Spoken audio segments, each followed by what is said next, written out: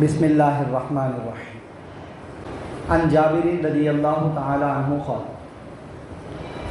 حضرت جابر رضی اللہ تعالی عنہ سے روایت ہے، فرماتے ہیں قال رسول اللہ صلی اللہ علیہ وسلم، کہ رسول اللہ صلی اللہ علیہ وسلم نے ارشاد فرمایا، ان احادیثنا کلامی لا ینسخ کلام اللہ، کہ میرا کلام اللہ کے کلام کو منسوخ نہیں کرے گا، وکلام اللہ ینسخ کلامی، اور اللہ کا کلام میرے کلام کو، میری باتوں کو منسوخ کرے گا، وکلام اللہ ینسخ بعضہ بعضا، اور اللہ کا کلام بعض اپنے ہی کلام میں سے بعض کو منسوخ کرے گا۔ وعن ابن عمر رضی اللہ عنہما قال، حضرت عبداللہ بن عمر رضی اللہ عنہما سے روایت ہے، فرماتے ہیں قال رسول اللہ صلی اللہ علیہ وسلم، کہ رسول اللہ صلی اللہ علیہ وسلم نے ارشاد فرمایا، ان احادیثنا ینسخ بعضها بعضا کنسخ القرآن، کہ بے شک ہماری احادیث کہ بعض حدیثوں کو بعض حدیثیں منسوخ کرتی ہیں، جیسا کہ قرآن کا بعض حصہ بعض کو منسوخ کرتا ہے۔ اس حدیث کو، ان دونوں حدیثوں کو امام دارقطنی رحمۃ اللہ علیہ نے روایت کیا ہے۔ آج کے درس حدیث میں یہ دو حدیثیں پڑھی گئی ہیں۔ آج کل کے زمانے میں یہ دو حدیثیں سمجھنا بہت زیادہ ضروری ہے، کیونکہ آج کل لوگوں کو ایک ذوق بنا ہوا ہے، ایک شوق چڑھا ہوا ہے کہ قرآن میں پڑھ لوں گا اور قرآن سے میں خود سمجھ لوں گا، حدیثیں میں پڑھ لوں گا اور حدیثوں سے میں خود سمجھ لوں گا، چاہے جو میری سمجھ میں آئے، بس حدیث موجود ہے اس کو آنکھ بند کر کے مان لینا ہے۔ ایک ایسی سوچ چل رہی ہے عام نوجوانوں کی، اسکولوں اور کالجز وغیرہ میں، کچھ یوٹیوبرز کی وجہ سے غیر مقلد فرقہ فتنہ، انجینئر علی مرزا کا فتنہ فرقہ، شکیلی اور فیاضی فتنہ اور فرقہ، اور کچھ اہل قرآن جیسا ذہن رکھنے والے اور کچھ قادیانیوں کی وجہ سے ایک ذہن بن پڑا ہے لوگوں کا کہ جس کے دل میں آیا قرآن اٹھا لے، ترجمہ پڑھ لے، جو سمجھ میں آیا عمل کر لے، جس کے دل میں آیا بخاری شریف، مسلم شریف ٹرانسلیشن ان کتابوں کا اٹھا لے اور حدیث سے اس کی جو دماغ میں سمجھ میں آیا وہ عمل کر لے۔ عالم سے پوچھنا غلط ہے، مفتی سے پوچھنا غلط ہے، کیونکہ یہ لوگ گمراہی پھیلاتے ہیں۔ ان سے نہیں پوچھنا ہے، اپنے دماغ سے پڑھ لو، حدیث کی کتابیں تمہارے سامنے، قرآن تمہارے سامنے۔ ایک ایسی سوچ اس وقت میں چل رہی ہے۔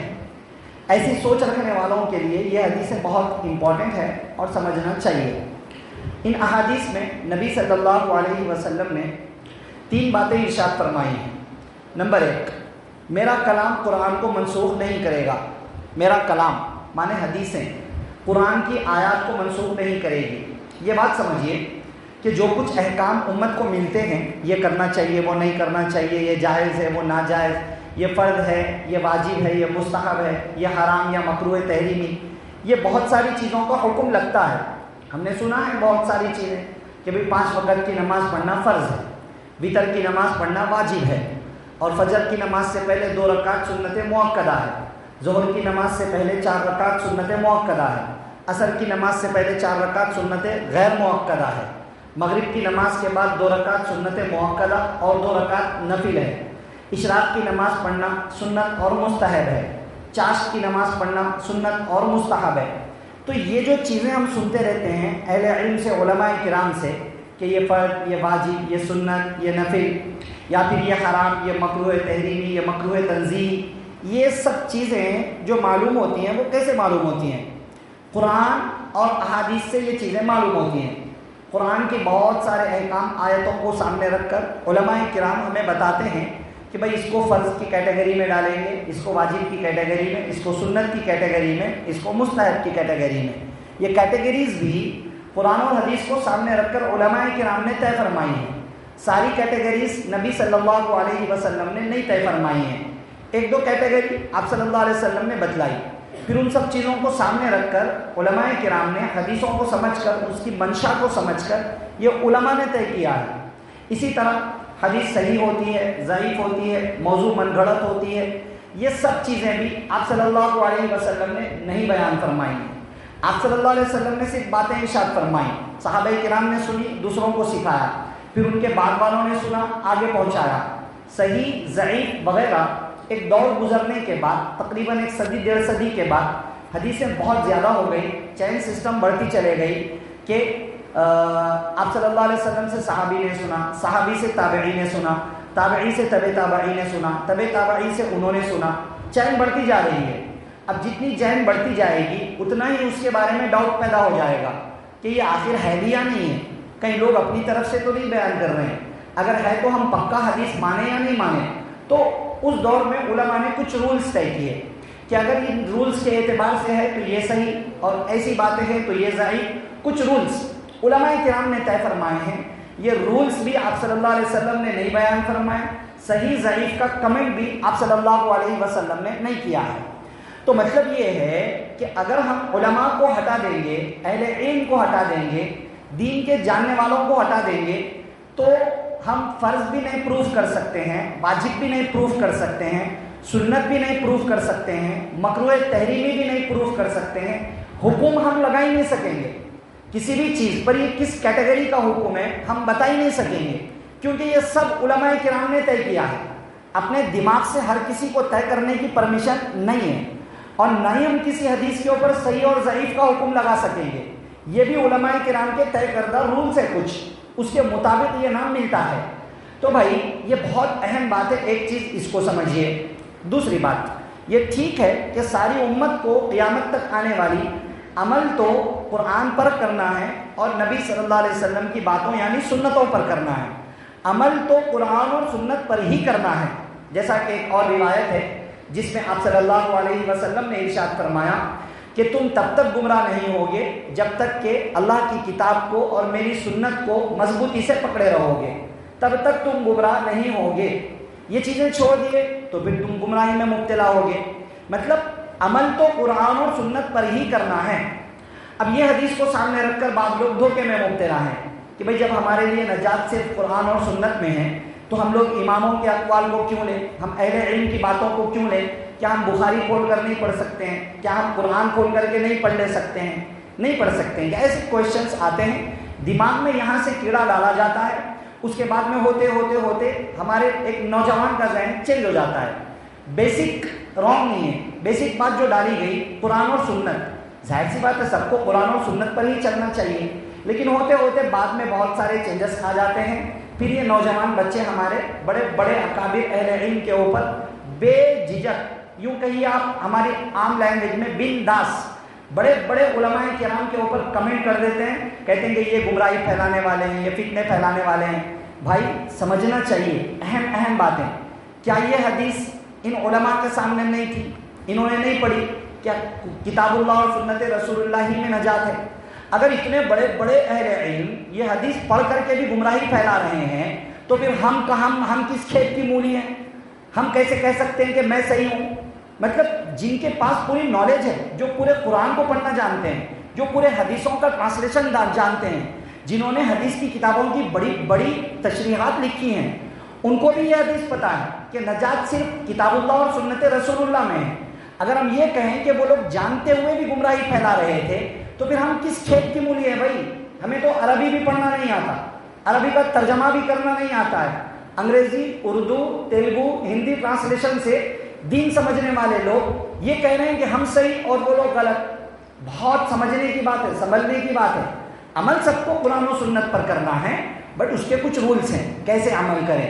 یہ کیوں ضروری ہے؟ آج کی حدیث کے اندر یہ بات بتلائی گئی۔ آپ صلی اللہ علیہ وسلم نے 3 باتیں ارشاد فرمائیں۔ نمبر 1 بات، میری حدیثیں قرآن کے آیات کو منسوخ نہیں کریں گی۔ مانے قرآن میں جو احکام کلیئرلی بتلا دیے گئے ہیں، قیامت تک کے لیے طے کر دیے گئے ہیں کہ یہ فرض ہے، یہ واجب ہے، یہ سب طے کر دیے گئے ہیں، تو میری کسی حدیث کی وجہ سے وہ ختم نہیں ہو سکتا ہے، کیونکہ میں قرآن کے خلاف کچھ بتاؤں گا ہی نہیں۔ جب میں قرآن کے خلاف کچھ بتاؤں گا ہی نہیں تو میری حدیثیں قرآن کے کسی بھی حکم کو کبھی بھی ختم نہیں کر سکتی ہے۔ پہلے نمبر پر قرآن ہے، پھر حدیث ہے، اور حدیث کبھی بھی قرآن کے احکام کو ختم نہیں کرے گی، کیونکہ میرے احکام قرآن کے اگینسٹ نہیں ہیں، ایک بات۔ دوسری بات یہ ہے کہ آپ صلی اللہ علیہ وسلم نے ارشاد فرمایا قرآن کا بعض حصہ قرآن کے بعض حصوں کو ختم کرے گا۔ احکام جب تھوڑے تھوڑے آ رہے تھے نا شروعات میں، قرآن 23 سال کے عرصے میں نازل ہوا، جب جو ضرورت محسوس ہوئی وہ حکم دیا گیا، پھر ایک حکم ختم ہوا، اس کی جگہ پر دوسرا حکم آیا، تو ایک حکم تھا وہ ایکسپائر ہو گیا، ختم ہو گیا، اس کی جگہ دوسرا حکم لایا گیا، تو قرآن کا ایک حکم گیا اور اس کی جگہ دوسرا حکم آیا قرآن کے ذریعے سے ہی۔ ایسا پاسبل ہے، یہ آپ صلی اللہ علیہ وسلم نے ارشاد فرمایا۔ چنانچہ اس کی مثال کے طور پر قرآن میں دوسرے پارے کے اندر اس چیز کا تذکرہ موجود ہے کہ اللہ رب العزت نے باضابطہ یہ حکم دیا کہ اب کعبۃ اللہ کی جانب رخ کر کے نماز پڑھو۔ جب مدینہ منورہ مسلمان گئے تھے ہجرت کر کے، تو 16-17 مہینے تک بیت المقدس کی جانب رخ کر کے نماز پڑھتے تھے، یعنی ڈائریکٹلی رخ بیت المقدس کی جانب ہوتا تھا، اور بیا بیت المقدس علماء لکھتے ہیں کہ کعبۃ اللہ کی طرف ہی ہوتا تھا، لیکن ڈائریکٹلی بیت المقدس کی طرف ہوتا تھا، کعبۃ اللہ کی طرف نہیں۔ 16-17 مہینے تک اس کے اوپر عمل کیا۔ قرآن میں باضابطہ یہ ہے، اس کے اوپر مشرکین نے اعتراض کیا اور کہا کہ کیسے مسلمان ہیں، کبھی ادھر رخ کرتے ہیں کبھی ادھر رخ کرتے ہیں، یہ کیا ہے؟ تو اللہ نے آیت نازل کی اور کہا نبی جی کہہ دیجئے مشرق بھی اللہ کے لیے ہے، مغرب بھی اللہ کے لیے ہے، جہاں کہیں رخ کرو گے وہاں پر اللہ کو پاؤ گے۔ مانے ہم اللہ کے حکم کے تابع ہیں، ہم اپنی مرضی کے تابع نہیں ہیں۔ اللہ نے کہا ادھر تو ادھر، اللہ نے کہا ادھر تو ادھر۔ پھر حکم آیا دوسرے پارے کے پہلے پیج میں ہی ہے، کہہ دیا گیا کہ اب آپ کو کعبۃ اللہ کی جانب رخ کرنا ہے۔ مانے جو بیت المقدس کی جانب رخ کرنے کا حکم آیا تھا 16-17 مہینے تک، وہ ختم ہو گیا، وہ ختم ہو گیا۔ اس کی جگہ پہ پرماننٹلی کعبۃ اللہ کی جانب ڈائریکٹلی رخ کرنے کا حکم آیا، قرآن میں موجود ہے۔ تو قرآن کے بعض حکم کو بعض حکم نے ختم کر دیا، بعض حکم کو بعض حکم نے ختم کر دیا۔ ایسی بہت ساری مثالیں ہیں کہ قرآن کا ایک حکم تھا اور اللہ رب العزت نے اس کی جگہ دوسرا حکم پہنچا دیا، ٹھیک ہے۔